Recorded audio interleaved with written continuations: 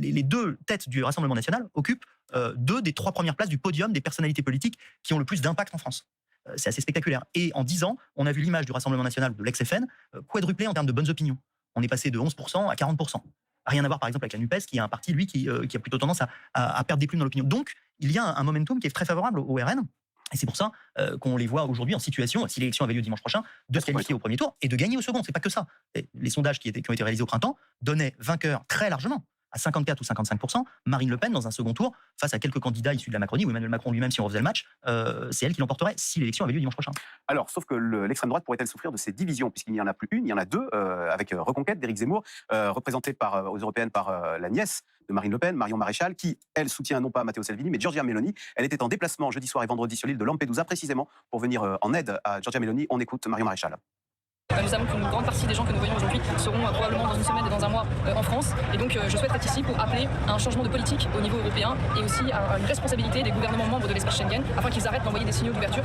Alors Alix Bouillaguet, réaction de Marine Le Pen quand elle a vu que sa nièce allait sur Lampedusa. Ah oui, Lampedusa, j'y allais en 2011 quand on avait besoin d'images pour faire connaître notre position sur Lampedusa. Elles sont en concurrence. Hein, donc, oui, c'est une manière plutôt... gentille, enfin non gentille, la prend un peu de haut, voilà, elle prend un peu de haut sa nièce en lui disant écoute fais tes gammes, c'est bien, vas-y, mais moi j'ai pas besoin, je joue la partition tranquillement. Les 2 femmes d'ailleurs s'entendent plutôt bien en ce moment, c'est plutôt au sein de la famille Le Pen un moment d'apaisement avec le père, Jean-Marie Le Pen, apaisement avec la nièce, ils se sont vus cet été, Marine Le Pen a marié une de ses filles, donc toute la famille était réunie, donc c'est suffisamment rare pour le signaler. Mais après c'est vrai que Marion Maréchal elle joue gros, elle joue son rebond politique et elle joue aussi en tant que tête de liste de Reconquête, la survie de ce parti qu'on a complètement perdu de vue, qui est sous les radars depuis les 7% d'Éric Zemmour à la présidentielle. La survie de ce parti, Guillaume Daré, Reconquête, pourrait disparaître du paysage politique En tout cas, c'est sûr que durablement ça fait bien, parce que le score d'Éric Zemmour c'était 8 et 7 quelque chose. Ouais. Si c'est en dessous, évidemment, ce sera vu comme un échec pour Marion Maréchal. Si elle fait un peu plus, ça peut aussi styler la musique de, finalement, est-ce que c'est pas elle la meilleure candidate, place aux jeunes, y compris pour la future élection présidentielle. Et on parle de la concurrence Bardella-Marion Maréchal, mais en fait, ils sont pas 2, ils sont 3 même sur ce créneau, en tout cas sur cet électorat conservateur, plutôt libéral, parce que Bardella est quand même un peu plus que Marine Le Pen. Il y a aussi très probablement François-Xavier Bellamy, qui sera probablement, en l'état en tout cas, la tête de liste des Républicains pour les élections européennes, et qui se dispute pour partie ce même électorat-là. Et quand on parle d'un risque de disparition, en tout cas pour ces élections-là, c'est peut-être tout autant pour Reconquête que pour les Républicains, s'ils font 1 moins que Marion Maréchal, et 2 moins encore que Valérie Pécresse et ses 4% à l'élection présidentielle. Et Alice Siman, quelle image à l'opinion, alors à la fois d'Éric Zemmour, de Marion Maréchal, est-ce qu'ils ont un bon potentiel? Alors, Éric Zemmour, il s'est un petit peu brûlé les ailes dans sa campagne présidentielle. J'évoquais notre baromètre politique. Dans notre baromètre politique, on est très méchant. On essaye d'avoir des infos un peu solides, donc on demande pour chaque personnalité politique, non pas si on a une bonne ou une mauvaise opinion, mais ce que l'on ressent vraiment. Est-ce qu'on est en adhésion? Est-ce qu'on a de la sympathie pour cette personnalité? Est-ce qu'on est indifférent? Ou est-ce qu'on ressent du rejet? Donc quasiment de la haine. Et on a donc un palmarès de l'adhésion, je vous ai dit lequel il était, avec Édouard Philippe premier depuis très longtemps, mais qui se fait rattraper maintenant par Marine Le Pen qui n'est plus très loin, Jordan Bardella 3e, et puis dans le palmarès du rejet, pendant très longtemps vous cochez les noms des Le Pen, hein. On avait Le Pen père, puis Le Pen fille, qui étaient au sommet. Et bien dans le palmarès du rejet, ils ont été supplantés par une vedette absolue qui s'appelle Éric Zemmour, qui est à 63%, c'est-à-dire que quand vous interrogez des Français dans la rue, vous avez 2 chances sur 3 de tomber sur quelqu'un qui vous dit qu'il le hait.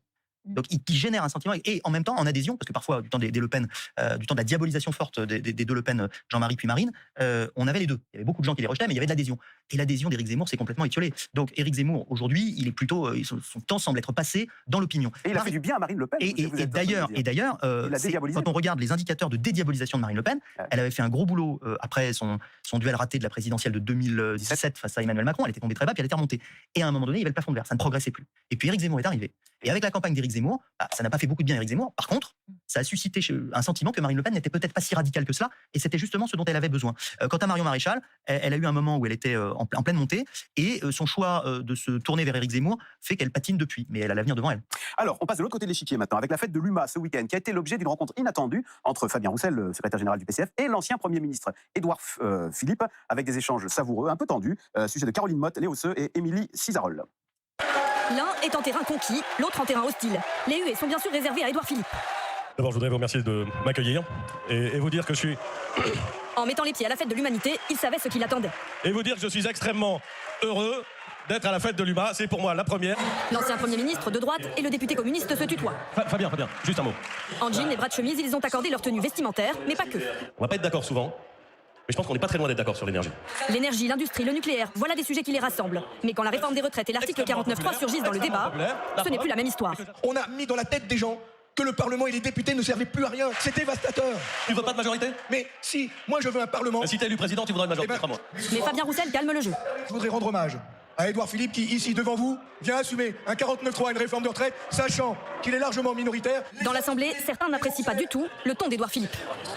Je trouve ça totalement déplacé de sa part de dire que cette réforme des retraites est légitime ici, alors qu'on s'est battu pendant des mois et des mois. Finalement, une heure de débat respectueux. Édouard Philippe est parti vite et Fabien Roussel s'est félicité de l'exercice. C'est ça que je souhaite qu'on puisse installer en France, c'est un vrai débat entre la gauche et la droite, entre un projet libéral et un projet social. Sentiment partagé par ses deux sympathisants. Moi, je trouve ça super intéressant, justement, cette contradiction, parce que ça permet d'avoir du débat, de nourrir différentes idées. Et même ce couple encarté chez LR a passé un bon moment. C'est là tout l'intérêt de la fête de l'UMA, qui permet quand même de rassembler l'humanité, au sens propre du terme. À croire que le débat politique a encore de l'avenir. Alors, Alix Bouygues, quel intérêt, pourquoi Édouard Philippe s'affiche-t-il ainsi aux côtés de Fabien Roussel? Est-ce que finalement, comme son mentor, il ne cherche pas à être la personnalité de droite préférée à gauche? Et c'est peut-être là où, peut-être, il peut faire une petite erreur comme Alain Juppé. C'est-à-dire, Alain Juppé, on se souvient de cette primaire en 2016, où effectivement, il avait joué un second tour à la place du premier, c'est-à-dire l'identité heureuse, quelque chose de très apaisé, de très rassembleur, alors qu'il faut déjà convaincre son camp. Édouard Philippe, il fait un petit peu ça, en se rendant à la fête de l'humanité. Il faut dire qu'il a quand même 4 ans avant 2027 et qu'il faut qu'il s'occupe.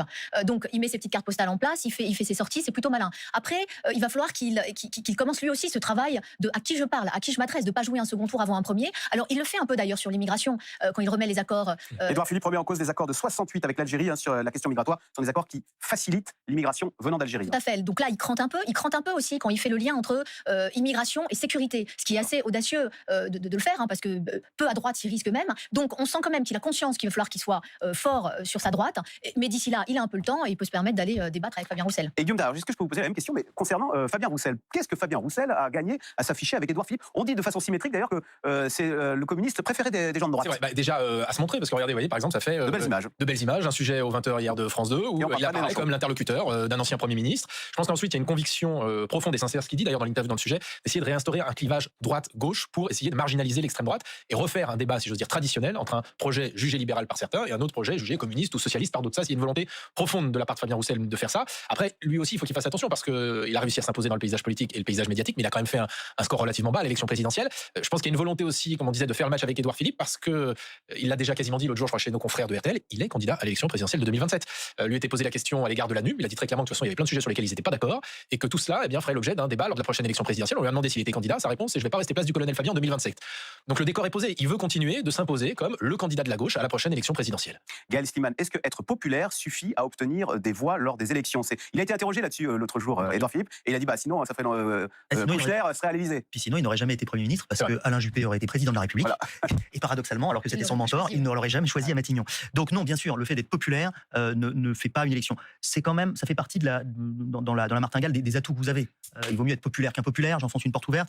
Et le fait de truster les premières places des baromètres de popularité, et surtout celui que j'évoquais, celui que nous réalisons chaque mois, c'est un peu du solide. C'est pas juste Bernard Kouchner ou pendant très longtemps Simone Veil qui était au sommet des baromètres de popularité, même quand elle ne faisait plus de politique. Là, ça dit quelque chose de l'adhésion que vous suscitez. Et il faut aller chercher autre chose. Et c'est ce qu'ils font l'un et l'autre. Ils se sont fait la courte échelle. Je pense que politiquement, ils ont raison. Parce que je ne pense pas que l'électorat de droite en voudra beaucoup à Édouard, ou du centre, en voudra beaucoup à Édouard Philippe, d'avoir le courage de porter la contradiction à la fête du Luma, à la gauche, en défendant une réforme des retraites impopulaire. Assumer de se faire siffler par des gens, d'être mal accueilli, c'est plutôt bon en politique en termes d'image aussi.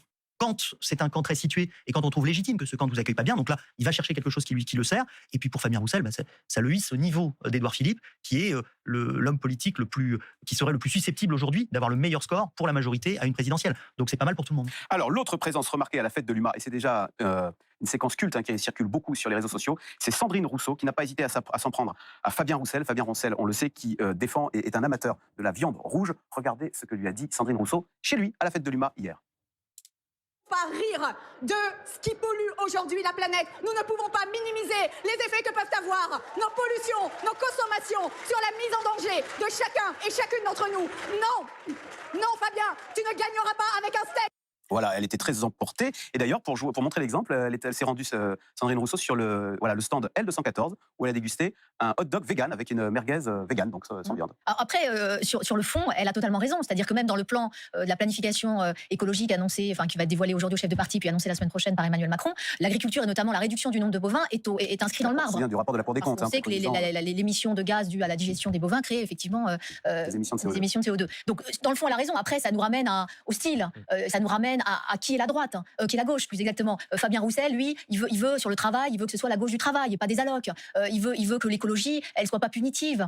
Oui, on prend en compte l'écologie, mais on punit pas par ailleurs les gens. Et c'est vrai qu'on voit une espèce de scission entre les deux et en fond de cours avec Jean-Luc Mélenchon. C'est deux modèles de gauche et qui finalement, sur beaucoup de sujets très importants, l'immigration, la sécurité, la laïcité, ne sont pas du tout raccord. Guillaume Daré, est-ce que Sandrine Rousseau se plaît à choquer? Tu ne gagneras pas avec un steak, avec des formules clivantes, ou est-ce que finalement elle est là pour apporter de nouveaux débats et des choses dont on ne parle pas et qui sont essentielles au XXIe siècle? Les deux, mon général, j'allais dire. Non, je pense qu'évidemment, je veux dire, depuis 1 an et demi ou 2 ans où elle est pleinement entrée dans le paysage politique et médiatique, elle sait bien que ces formules choc, elles sont reprises. Après, je pense que ce serait une erreur effectivement d'en rire dans le fond, parce que je sais pas vous, mais moi autour de moi depuis 1 an, je vois pas mal de gens qui me disent, écoutez, ce qu'elle dit, parfois ça choque, mais dans le fond, je partage peut-être pas tout ce qu'elle dit, mais elle a raison de soulever cette question-là, la question de la viande. Elle a raison de la soulever. Même rappelez-vous le débat à l'époque sur le barbecue, il y avait eu cette question-là. Eh bien, il y avait pas mal. Il faut changer parce qu'à chaque fois les formules sont choc avec Sandrine Rousseau. Donc il faut changer les mentalités pour que manger une entrecôte cuite sur un barbecue ne soit plus un symbole de virilité. Voilà. Mais ce serait aujourd'hui, je pense, passer à côté des débats de société que de totalement en rire. Et ça, c'est effectivement quelque chose qu'on bien perçu, notamment sur les jeunes générations. Je ne sais pas si ça se voit dans les études d'opinion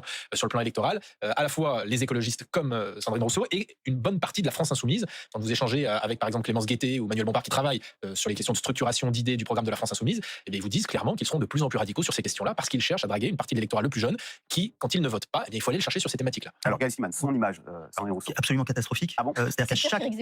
oui, parce que en termes de code de rejet, elle aussi, elle truste les premières places.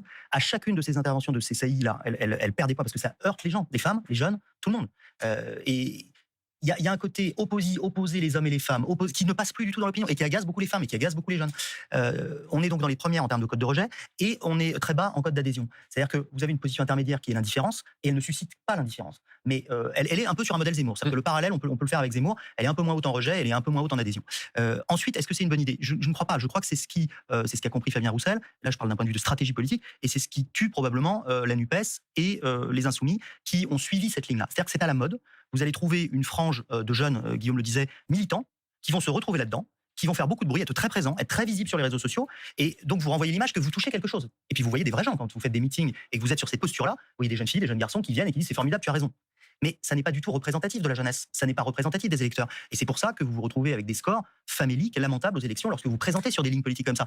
Et le problème, à mon sens, de la NUPES, c'est d'abandonner progressivement un message qui est un message de gauche normal, classique, ce qu'essaye de faire Fabien Roussel, c'est-à-dire condamner le libéralisme, en appeler à la défense des travailleurs, pour aller sur des niches qu'on peut qualifier d'hyper-wokistes. Et ça ne marchera jamais. Donc plus vous le ferez, et plus vous vous étiolerez, et plus vous verrez dans les meetings des gens radicaux et convaincus que vous avez raison. C'est vrai qu'Alice Bouillaguet, on aurait pu penser qu'après l'été caniculaire qu'on a subi, les écologistes, un petit peu comme Marine Le Pen, n'avaient rien à faire, juste à encaisser les dividendes du drame du réchauffement climatique. Et pourtant, on n'a retenu qu'une chose de l'Université d'été des Verts, c'est l'affaire Médine. Oui, c'est la capacité de se tirer les balles dans le pied en ne surfant pas sur quelque chose qui nous éclate au visage. Oui, c'est vrai que ça a souvent été un problème d'ailleurs pour les Verts, finalement, de se faire entendre sur leur sujet. Là, c'est vrai que Marine Tondelier, ça fait maintenant peut-être 1 an qu'elle est à la tête. Alors, c'est plus Europe Écologie Les Verts. C'est les écologistes. Ah, les écologistes, pardon. Ouais. C'est les écologistes, mais on peut changer les noms. C'est vrai que pour l'instant, ce parti qui devrait être au cœur des attentes des Français, effectivement, est parti dans des débats de société qui n'ont aucun sens. Après, la difficulté aussi, c'est que tous les autres partis autour, ils verdissent considérablement leur projet. Donc, c'est compliqué d'exister. Et même Emmanuel Macron, qui fait de l'écologie, de la transition énergétique. D'ailleurs, Elisabeth Borne, aujourd'hui même, je crois, va convoquer... c'est ça, à 10h30, les chefs de parti pour dévoiler le contour de cette planification qu'on attend tous depuis longtemps. Guillaume Daré, est-ce que si au sein de ce parti, il y a une capacité à s'entretuer entre chefs non, mais parce que ils ont maintenant des grandes villes, le maire de Lyon, de Bordeaux, donc on ne peut pas dire qu'ils ne sont pas en responsabilité. Ce devrait être des voix qui portent. On a conquis Lyon, on a conquis Bordeaux, il nous reste l'Élysée. Il pourrait effectivement mettre en avant un modèle écolo, finalement, un modèle de gestion des villes et dire regardez, on a fait ça au niveau local, on va faire ça au niveau national. Et en fait, c'est pas du tout le cas, déjà parce que, y compris entre les maires des différentes grandes villes, on voit qu'il y a des positions qui ne sont pas toujours exactement les mêmes. On disait ça des Républicains, mais c'est un peu ça aussi. C'est un peu des auto-entrepreneurs locaux, chacun de leur côté, qui prennent des mesures très différentes évidemment de ce que voudrait faire le parti au niveau national.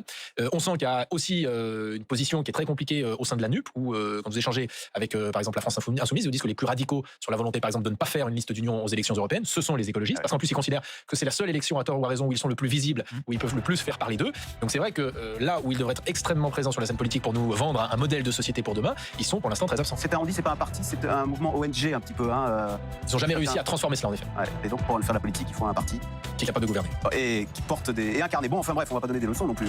Merci beaucoup d'avoir participé à cette émission. On se retrouve demain pour un nouvel Info c'est clair. Bonne journée sur France Info et à demain.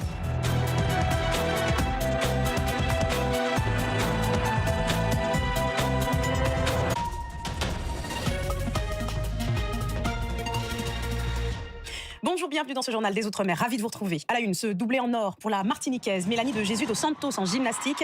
À 23 ans, elle s'est imposée aux internationaux de France, aux barres asymétriques et au sol. C'était à Bercy hier. De bon augure à 2 semaines des mondiaux d'Anvers, principale étape de qualification pour les Jeux Olympiques de Paris 2024. Les volcans et forêts de la montagne Pelée, mais aussi les Pitons du Nord, officiellement inscrits au patrimoine mondial de l'UNESCO. Au lendemain de cette distinction historique pour la Martinique, comment la population accueille-t-elle cette nouvelle? On voit ça avec Cyriac Sommier et Jean-Marc Henninga. Au Mort de Rouge, elle est aujourd'hui dans tous les esprits de toutes les discussions. Ceux qui vivent aux côtés de la montagne Pelée ne cachent pas leur fierté d'habiter au cœur d'un paysage désormais considéré comme une merveille du monde. Eh ben bien sûr, par rapport à notre belle dame là, oui. Vu de chez mes parents, j'ai ce monument qui va devenir historique, donc j'en suis vraiment très fière. Du moment que ça peut servir pour peut-être faire des touristes entrées, ça serait une bonne chose pour le pays. Il y a une fierté, effectivement, tout le monde est content, mais il n'y a pas que les Péléens qui soient fiers. La Martinique entière est fière. En attendant, au pied de la Pelée, les randonneurs sont aujourd'hui plus que jamais au rendez-vous. Après la reconnaissance, c'est vrai, on avait des projeté de venir la gravir, mais ça me donne plus de force, plus de courage, plus d'engouement, plus de... Waouh encore. Après l'ascension, pour combattre les douleurs et courbatures, depuis peu, des solutions naturelles sont proposées aux randonneurs, des huiles et compléments alimentaires à base de plantes. D'autres ont également flairé la bonne opportunité et proposent toutes sortes d'articles à l'effigie de la montagne Pelée, comme des porte-clés, des casquettes et surtout des t-shirts qui font particulièrement recette aujourd'hui. C'est pour la Pelée Oui, depuis vacances là, bien avant qu'il y ait au patrimoine mondial de l'UNESCO, il commence à vendre et puis ces touristes là et puis ces locaux qui sont venus qui content puisque quand ils étaient dit ils étaient venus, ils n'ont pas trouvé rien pour ouvrir partir et puis souvenir. Quand je monte à l'idée et puis moi mettre projet en action et puis moi commencer début mois août là et puis là nous regardons qu'il y a rentré au patrimoine mondial de l'UNESCO et ben c'est commencé nous commencer. Et certains pensaient que le classement au patrimoine mondial de l'humanité de cette montagne Pelée la rendrait plus facile à gravir, mais je pense pas que ce soit vraiment le cas. Et à moins d'un an des JO, le futur site olympique de surf de Teahupo'o à Tahiti est en pleine effervescence et la tranquillité des habitants est quelque peu bousculée. Ils l'ont fait savoir lors d'une réunion publique. Antoine Defive et nos équipes sur place. C'est l'une des structures qui inquiète le plus les habitants de Teahupo'o. Cette nouvelle tour des juges pour les épreuves de surf des Jeux Olympiques, un investissement de plus de 4 millions d'euros. Ça m'inquiète. Ils auraient dû investir cet argent pour améliorer la vie au Fénoé-Chilé. Les JO, tout le monde voit un peu grandiose, veulent faire bien, mais parfois un peu trop bien, et puis il y a des séquelles qui restent, quoi. Car en plus de coûter cher, cette structure en aluminium va surtout laisser des traces, même après son démantèlement, alors qu'une tour en bois existe déjà. Nous, on leur a demandé de ne pas trop toucher à la nature, réaliser ce qu'il faut, utiliser ce qu'il y a déjà sur place. Comme les logements pour accueillir les nombreux touristes. Les Tahitiens craignent de perdre le contrôle face à l'ampleur de l'événement. Ça fait des entrées au niveau économique. Il y a d'autres pensions de famille qui se montent là, des nouvelles pensions, et puis ensuite les maisons se posent comme des petits champignons là, à l'autre côté de la rivière. Ça nous inquiète aussi. Les épreuves de surf se dérouleront sur 4 jours. Teahupo'o devrait aussi accueillir une fan zone pour 500 personnes avec écran géant. Nouveau projet d'envergure pour ce village encore préservé. On en vient à la crise de l'eau à Mayotte. Comment font les artisans, comme les coiffeurs, face aux coupures d'eau 2 jours sur 3? Certains salons ont dû revoir leurs prestations. À Combani, Zaliata Dalani et Youssouf Ahmed Matoir. Désormais, c'est à l'aide d'une bouteille d'eau ou d'un récipient que Fouad effectue les shampoings de ses clients. Même si aujourd'hui, il a investi sur une cuve de 300 litres pour pouvoir